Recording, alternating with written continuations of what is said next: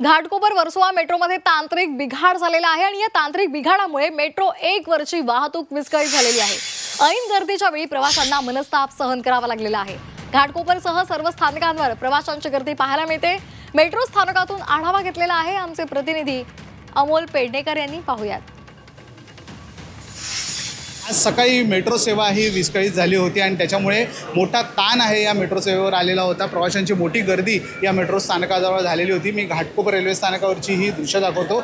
यालाच मेट्रो आहे ती कनेक्ट केली जाते, त्याच्यामुळे या संपूर्ण परिसरामध्ये मोठ्या प्रमाणात प्रवासी आहेत ते रांगा लावून या ठिकाणी होते। मोठी गर्दी या ठिकाणी उसळलेली होती।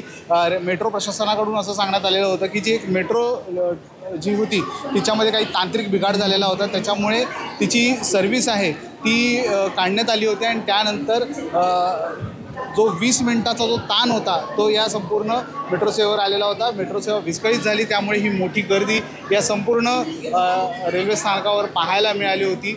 आपल्यासोबत काही प्रवासी आहेत, त्यांच्यासोबत जाणून घेऊया। सातत्याने अशा प्रकारे मेट्रो सेवा आहे ती विस्कळीत होत असते, काय तुम्हाला वाटतं?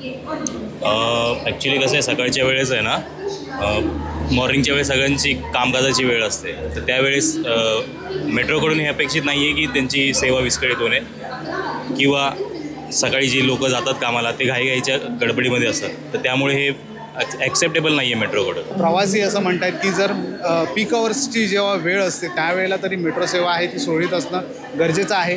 तांत्रिक बिघाड आहेत ते वेळेत दुरुस्त केले जावेत आणि ही मेट्रो सेवा आहे ती पीक अवर्सच्या वेळेला तरी सुरळीत केली जावी। अमोल पेडणेकर, झी मीडिया, मुंबई।